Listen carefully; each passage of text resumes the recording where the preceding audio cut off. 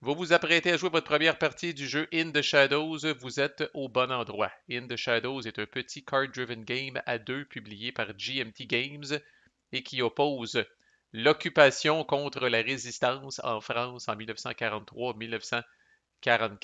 Petit tour d'horizon du board. Le board est divisé en ce que le jeu appelle des districts. Donc, il y a trois districts, le bleu, le rouge et le blanc.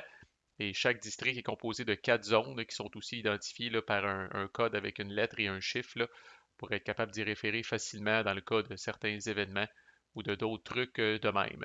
J'ai fait le setup pour vous, mais essentiellement, il n'y a pas beaucoup de décisions à prendre pendant le setup, entre autres au niveau de l'occupation. Toutes les unités sont vraiment situées à des endroits là, prédéfinis.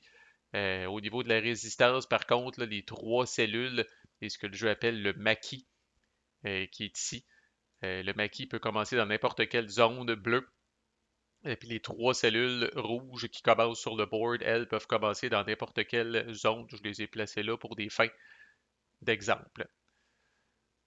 Fait que comment ça fonctionne? Le jeu va se dérouler sur un maximum de 9 rondes. À chaque ronde, ce qui va arriver, ben, au début de la game, en fait, ce qui va arriver, c'est que chaque joueur va piger deux cartes d'un deck commun, un petit deck commun de 20 cartes. Toutes les cartes vont être pigées dans le courant de la game.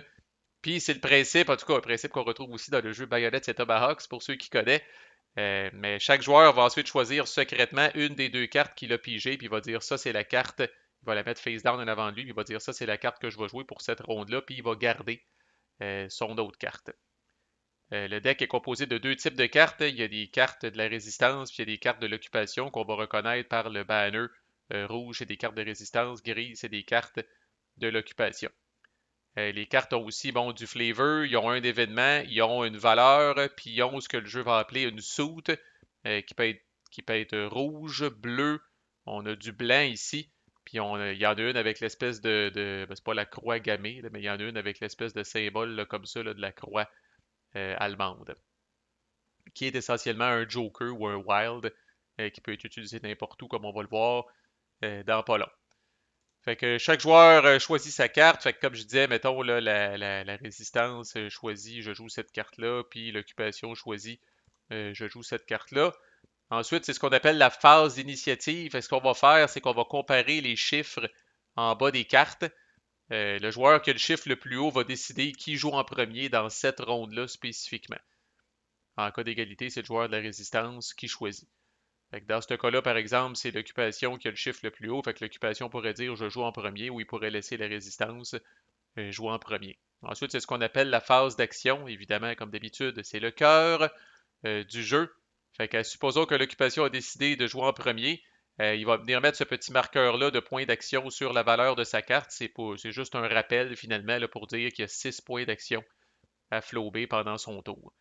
Mais avant, ce qu'il doit faire, puis même si c'est lui qui a joué cette carte-là, là, fait que ça, c'est une carte de la résistance. Alors, le joueur de la résistance fait l'événement et prend toutes les décisions qui s'imposent, le cas échéant, en exécutant l'événement qui est là. Fait que toute première chose, quand c'est votre tour, l'événement est fait par le joueur dont c'est l'événement, puis ensuite, vous pouvez flober vos points d'action. Évidemment, il y a tout un menu de points d'action, mais avant de rentrer là-dedans, je vais vous expliquer un petit peu comment est-ce qu'on gagne. J'aime ça commencer par ça, comme ça vous êtes en mesure justement de mieux apprécier les actions que chaque joueur peut faire. Fait qu'au niveau thématique, la façon que ça va fonctionner, là, c'est que les Allemands essayent de profiter, là, de siphonner la France de ressources pour les aider justement dans leur effort de guerre.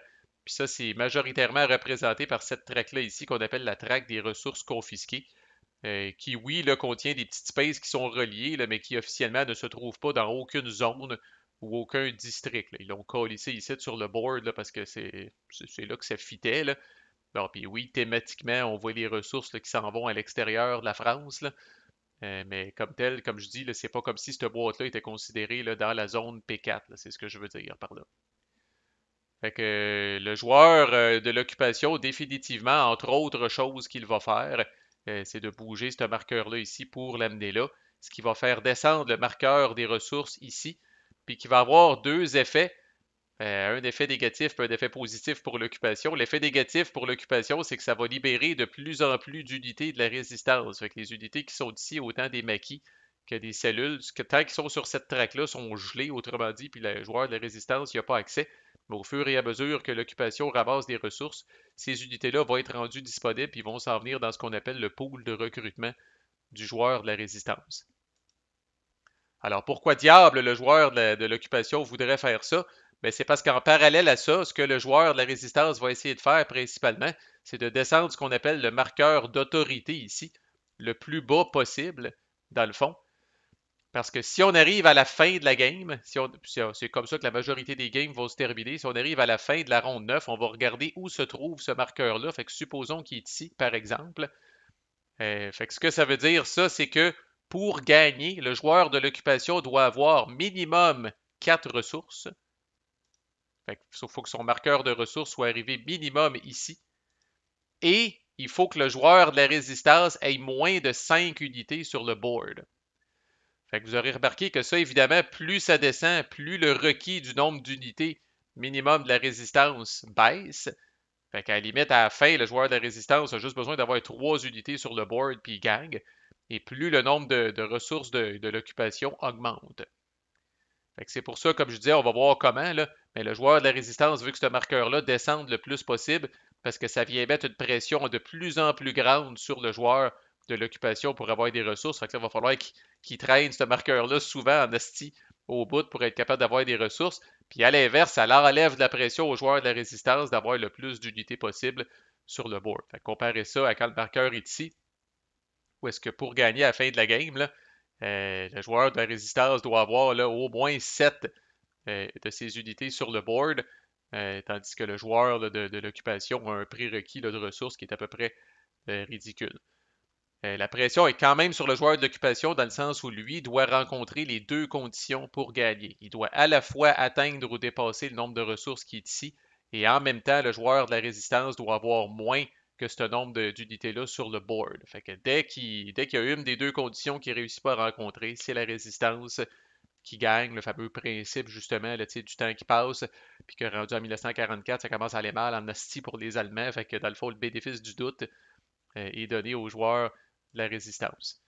Il y a des conditions de sudden death aussi qui sont quand même assez échevelées puis assez dures à faire. Là. Si jamais à un moment précis, il n'y a aucune unité de la résistance sur le board et que l'occupation rencontre son minimum de ressources en fonction de la position de ce marqueur-là, l'occupation gagne automatiquement. Et l'autre affaire qui est à peu près aussi tough, si jamais l'occupation a 7 ressources, donc il est vraiment rendu au bout de cette traque-là, et que le joueur de la résistance n'a pas son nombre minimum de ressources, ça aussi c'est sudden death, victoire automatique pour l'occupation.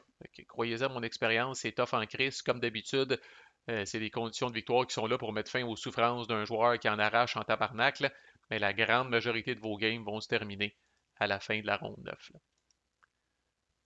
Qu'est-ce qu'on peut colisser avec les OP? On revient là-dessus, puis je vais beaucoup utiliser là, cette espèce le player aid là, qui est quand même assez bien fait. Fait que là, on va commencer par les actions d'abord qu'est-ce qui fait le plus de sens? On va commencer par les actions. On va commencer par les actions de la résistance. Fait qu'on va dire que c'est la résistance qui joue avec cette petite carte-là, puis qui ont 5 points d'action. Là. Fait que peut faire la résistance? D'abord, ils peuvent déplacer évidemment de leurs unités. Puis là, il y a deux types de mouvements. Il y a le move uncovered puis le move covered. Fait que ça veut dire quoi cette patente-là? C'est que les cellules, vraiment les cellules, spécifiquement de la résistance, peuvent être face-up ou face-down. En fait, ils peuvent être covert. Ça veut dire que là, justement, ils agissent sous le couvert de l'anonymat, puis leur couverture n'a pas été blowée encore, ou ils peuvent être uncovered. Alors, quand ils sont uncovered, on les met comme ça. Oups, mauvais exemple, on va y revenir. Fait que quand ils sont uncovered, on les met comme ça. Puis quand ils sont covert, ils sont comme ça. Fait que ce qu'on appelle ici le move uncovered, ça coûte 1 point d'action. Pour faire ça, vous bougez une unité de résistance qui est uncovered d'une zone à une zone adjacente. Fait que là, par exemple, fait que là, l'unité à ce moment-là, elle s'en calisse, là, sa couverture est déjà blowée, puis tout le monde sait qu'elle travaille pour la résistance. Fait que thématiquement, ça coûte moins de points d'action. Parce qu'elle se déplace librement, là, probablement qu'elle court, ou qu'elle se dépêche de colisser son camp. Là. Mais de faire un déplacement comme ça, vu que la cellule ici est uncovered, ça me coûterait seulement un seul point d'action. Par contre, pour faire le même déplacement avec une cellule qui est uncovered comme ça, ça me coûte 2 points d'action pour faire ça. OK? Fait qu'en cas là, si personne ne le sait, si finalement c'est un grand mystère que la personne travaille pour la résistance, fait qu'elle est obligée de prendre des moyens un petit peu plus coûteux, un petit peu plus longs ou whatever, pour être capable de se déplacer d'une zone à une autre. Fait que ça couvre les deux types de déplacements. Bon, quand vous êtes uncovered, comment faites-vous pour vous remettre covered? Ben là, c'est la prochaine action ici qui est hide résistance. Fait que ça coûte 1, mais là, il commence à y avoir deux petits points deux petits astérisques. D'abord, ça va vous coûter 1 AP de plus pour chaque unité d'occupation qui est dans votre zone.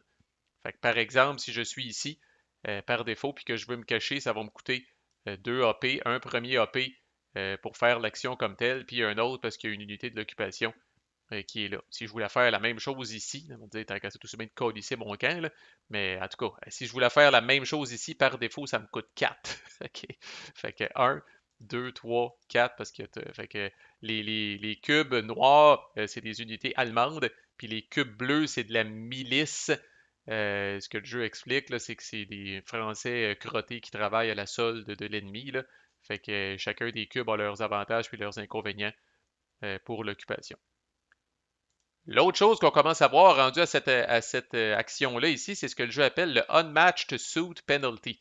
Fait que le jeu fonctionne avec le principe là, des suits là, ou des couleurs, si on veut. Fait que comme je disais, chaque carte, en plus du chiffre qui est son nombre d'actions, chaque carte va avoir une couleur. Fait que par exemple, ça c'est une carte rouge. Ça veut dire que si par exemple je suis ici, puis que je veux me cacher, ben, par défaut, ça va me coûter 1, 2, that's it. Si je veux faire la même chose ici avec cette carte-là spécifiquement, bon, ça va me coûter 1 d'abord pour me cacher, plus 1 parce qu'il y a une unité de l'occupation qui est là, et plus 1 parce que je ne suis pas dans une zone qui matche ma carte. Fait que là, ça me coûte 3 tabarnak pour me cacher au total. Fait que vous voyez que ça passe vite quand on s'amuse, là, les AP. Là. Puis il y a un défi à un moment donné là, de matcher justement, entre autres décisions que vous avez à prendre au début de la ronde quand vous choisissez quelle carte vous allez jouer. Ben, checker puis pensez à ce que vous allez faire puis dans quelle zone. Parce que si vous allez voir à partir de cette action-là, puis pour toutes les autres qui suivent, là, je ne le répéterai pas à chaque fois, mais vous avez ce que le jeu appelle un Unmatched Suit Penalty. Ça veut dire ça finalement que si la couleur de votre carte ne fit pas avec la zone dans laquelle vous faites l'action, vous devez payer un AP de plus. À noter que les déplacements, c'est écrit no, c'est jamais, peu importe où vous vous déplacez, ça calisse rien. Vous pouvez le faire dans n'importe quelle zone, puis c'est bien correct. Là. Alright, mais tout ça pour dire que si vous réussissez à le faire, vous flippez la cellule. À noter, je vais en parler tout de suite, cette espèce de rondelle-là qui est là vous procure des bénéfices en tant que résistance, dépendamment où se trouve le marqueur. Et un de ces bénéfices-là, ça donne justement que le marqueur est ici, puis ça le dit.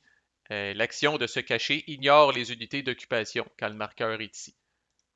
Fait au final, si je le fais vraiment ici, là, si je suis uncovered ici puis que je veux me cacher, là, ben c'est 1 par défaut. Vu que le marqueur est ici, j'ignore cette unité d'occupation-là. Par contre, vu que c'est une carte rouge puis que je suis dans une zone blanche, ça va me coûter 1 AP de plus, donc ça me coûterait 2. À noter également, ça aussi on va en parler tout de suite, qu'à partir du moment où le marqueur d'autorité est sur cette case ou inférieure, c'est écrit ici, le comité, je ne sais pas trop quoi, le national de résistance, je me rappelle plus c'est quoi cet acronyme-là, là, le CNR is formed, là, mais c'est écrit ici, la résistance peut utiliser, là ça c'est les symboles là, pour aider les daltoniens, là, mais ce que ça veut dire, c'est que la résistance peut utiliser les cartes blanches et les cartes rouges de manière interchangeable. Fait que là, finalement, dans ce cas-là, si le marqueur est ici, là, puis que j'ai une carte rouge, je peux faire des actions pareilles dans une zone blanche sans être pénalisé. Ça, c'est uniquement, ça bénéficie uniquement à la résistance, cette patente-là. Alright, ensuite de ça, nous avons Ambush qui coûte 1 par défaut, qui a le Unmatched Suit Penalty qui peut être fait uniquement avec les maquis, qui sont les unités jaunes. Fait que dans une zone avec un maquis, vous allez essayer finalement de décolisser une unité allemande ou une unité de milice. Fait que vous choisissez l'unité que vous ciblez, vous allez tirer une carte de résolution, j'y reviens dans 2 secondes. Si vous réussissez contre une unité de milice, vous pouvez la placer dans une zone adjacente. Par contre, une unité allemande, vous pouvez la recolisser dans soit ici ou là, qui sont des endroits là, finalement là, où est-ce que seules les unités allemandes peuvent aller glander là. Là. Essentiellement, sont hors-jeu, là, sont seulement des pénalités tant qu'ils sont là parce qu'ils pourront pas, ils peuvent plus crisser grand-chose sur la map. Mais le joueur de l'occupation peut les prendre puis peut les redéplacer après pour les ramener en jeu. Fait que vous battez le cul un petit peu plus loin à une unité allemande parce que vous la crissez hors jeu, tandis que l'unité de milice, vous la bougez dans une zone adjacente, ce qui peut quand même être pratique si vous voulez libérer une zone pour faire quelque chose. Fait qu'il n'y a pas de dés dans ce jeu-là. Il y a un deck, je pense, de 24 cartes de résolution qui est utilisé vraiment à toutes les sauces, qui est utilisé pour résoudre tous les événements ou toutes les actions là, dont l'outcome n'est pas certain. Fait que par exemple, ici, ça disait, bon, ben faites une bouche. Fait que là, je pourrais dire, bon, ben je fais ça, ambush, contre la bilice qui est ici. Fait que là, je répète, je le dirai pas à chaque fois, là, mais il y a le unmatch suit penalty. Fait que dans ce cas-là, ça me coûterait 2 points d'action pour faire ça. Puis là, je tire une carte de résolution, puis la carte de résolution ressemble à ça. Fait que vous avez un paquet de sortes le format est toujours le même, là, mais le résultat en dessous de chaque action, c'est ça qui va différencier. Fait que là, ça tombe bien, j'ai un bon exemple. J'ai décidé de faire un ambush justement contre un cube bleu, un cube de bilis. Puis là, si je regarde en dessous d'ambush, qui est en haut à gauche, ben, je vois justement le cube bleu avec un X rouge, ça veut dire que ça fonctionne. Ça veut donc dire que si j'avais dit au départ, je cible l'unité allemande qui est ici, ça aurait été un échec. Mes AP sont flobés pareil, mais l'action est un échec. Puis des fois, vous allez voir, ça va être écrit failure carrément. Des fois, vous allez avoir le choix du cube. En tout cas, il y a toutes sortes de styles de résultats. Puis il y a une grosse patente. Je peux peut-être vous le montrer 2 secondes. Là. Il y a un asti de gros, ben pas si tant que ça, là, mais tu sais, je veux dire, il y a toute la symbole d'iconographie là, qui est disponible ici là, pour savoir là, si vous voyez quelque chose sur une carte, là, ça veut dire quoi ce style d'affaire-là. Si jamais vous trouvez que le dessin n'est pas clair, à l'endos du rulebook, vous avez la signification de toutes ces affaires-là. Mais dans ce cas-là, c'est un vif succès, fait que je pourrais prendre l'unité de milice, puis je pourrais la décalisser ici, puis là, je me retrouve soudainement, vous allez voir, c'est assez le fun, ça, comme résistance, dans une zone où il n'y a pas du tout d'unité d'occupation. Fait que là, il faut que j'en profite, idéalement. Fait que ça, c'est l'action d'ambush, n'oubliez pas que ça se fait uniquement avec un maquis.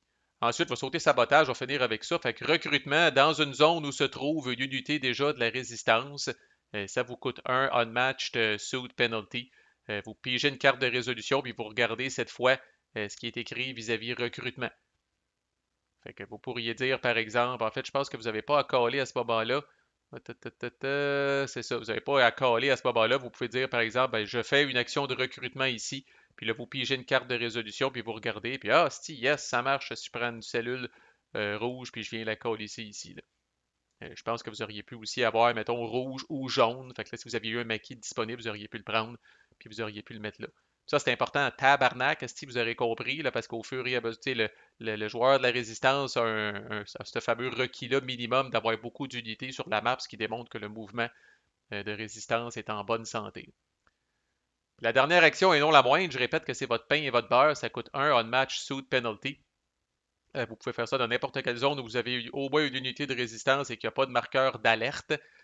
Vous pigez une carte de résolution, puis là, vous regardez le truc de sabotage. Je vais en prendre un petit peu plus simple pour commencer. Bon, ça, c'est simple. En esti, ça veut dire que ça fail carrément. Euh, et donc, ouais, de quoi d'un petit peu plus simple. Là. Bon, ça, c'est pas pire. Là. Fait que souvent, quand c'est un succès, l'action de sabotage, vous allez reconnaître la rondelle qui est ici avec la petite flèche. Ça veut dire que vous prenez ce marqueur-là, puis vous y faites faire un petit tour dans le sens des aiguilles d'une montre. Fait que dans ce cas-là, ça veut dire que ça fonctionne à moins qu'il y ait un informant dans la zone. En ce moment, il n'y a pas d'informant dans cette zone-là, fait que ça fonctionne. Fait que ça s'en vient ici. Puis à chaque 3 cases, c'est une façon de le voir, là, mais quand le marqueur arrive ici, ben, comme vous voyez, c'est écrit Lower Authority, fait que ça veut dire que vous prenez ce marqueur-là puis vous le descendez. C'est comme ça, on peut le voir de même à tous les 3 succès de sabotage, le marqueur d'autorité va descendre d'une case, ce qui vient, comme je disais tantôt, mettre de la pression sur l'occupation, d'avoir beaucoup de ressources, puis ce qui vient diminuer votre pression comme joueur de la résistance, d'avoir beaucoup d'unités sur la map. Quand le marqueur est ici, par contre, il n'y a aucun cadeau, il n'y a aucun bonus. Par contre, quand le marqueur est ici, les moves covert coûtent juste 1 AP. Fait que les moves covert, rappelez-vous, là, quand on a notre couverture est correcte, là, ça coûte plus cher de bouger. Ben, c'est comme si move covert ici, ça coûtait juste 1. Tant que le marqueur est ici, ici c'est plus facile de se cacher, puis ici au moins le truc descend. Souvent, les actions de sabotage, j'en avais, je pense, des exemples. Là. Euh, Fait qu'ici, ça veut dire ça fonctionne, mais vous mettez un marqueur d'alerte. Puis le marqueur d'alerte, dans le fond, rappelez-vous, vous n'êtes pas capable de faire de sabotage s'il y a un marqueur d'alerte, puis il y a d'autres affaires qui vont vous faire chier s'il y a un marqueur d'alerte. En gros, ça a marché, mais ça a fait du grabuge, ça a fait du tapage, puis ça a attiré l'attention. des Allemands, là. Fait que des fois ça va marcher, ça va mettre un marqueur d'alerte, des fois ça va chier, puis ça va mettre un marqueur d'alerte, des fois ça va marcher d'une shot. Encore là, c'est les cartes de résolution qui vont dicter là, si ça fonctionne bien ou non. Dernière affaire par rapport à la résistance, puis après ça on passe à l'occupation. Fait que l'autre affaire qui est très importante pour la résistance, si vous essayez de faire la même action dans la même zone deux fois dans le même tour, vous pouvez, par contre, vous êtes obligé de prendre une des cellules qui se trouve, une de vos unités qui se trouve dans cette zone-là, puis de la flipper sur son côté uncovered. Fait que, par exemple, oubliez le marqueur d'alerte, j'ai fait une action, mettons, je suis ici, j'ai fait une action de sabotage ici, puis j'ai pogné le fameux résultat. Hey, yeah, ça a marché, ici, puis tout est beau. Là, je dis, je vais en profiter. Chris, il n'y a pas personne dans cette petite zone-là, moins de chance de me faire fourrer. Fait que je dis, je veux refaire une action de sabotage dans cette même zone-là, je peux le faire. Ça ne me coûte pas plus cher en points d'action, mais il faut que je prenne une de mes unités, par contre, puis que je la flippe. Fait que là, elle va être uncovered, elle va être plus facile à taper par les Allemands. Puis je pourrais le refaire, sinon dans le cas de l'action de sabotage. Puis ça, c'est vrai pour l'action de recrutement. C'est vrai, par rapport à l'action de recrutement est toujours disponible dans la zone R1, même si vous n'avez pas personne, sinon ça vous prend une unité. Puis l'autre affaire que j'ai pas dit dans ce long texte-là, c'est que s'il y a plus qu'une unité, c'est vrai pour certaines actions, ça, mais pour la résistance, c'est vrai uniquement pour le sabotage. S'il y a plus qu'une unité de la résistance dans une zone où vous faites du sabotage, après avoir vu la première carte que vous avez pigée, vous pouvez piger une deuxième carte de résolution, mais vous ne choisissez pas entre les deux, vous êtes obligé de prendre la deuxième si vous décidez de faire ça, puis de vivre avec le résultat. Fait que des fois, on va avoir une tournette avec un alert, puis on va dire ah, calice, le alert me fait chier, j'aimerais mieux qu'il n'ait pas. Mais si vous décidez de piger une deuxième carte, n'oubliez pas que ça peut être une failure carrément, puis ça chie bien raide. Right, l'occupation maintenant. Que peuvent-ils faire pour s'opposer à ça? Bien, ils peuvent déplacer n'importe quelle unité, ça leur coûte 1. Il y a une étoile parce que ça coûte 0 pour bouger une unité d'occupation dans une zone où se trouve un marqueur d'alerte. Fait qu'un marqueur d'alerte, si on a le feu au cul, on se déplace rapidement. Fait que s'il y a un marqueur d'alerte ici, puis je veux déplacer cette unité allemande-là ici, je peux le faire, ça me coûte 0. Par contre, dès qu'une unité de l'occupation pose le pied dans une zone avec un marqueur d'alerte, on enlève le marqueur d'alerte, ils mettent le code de l'alarme si ça arrête de sonner.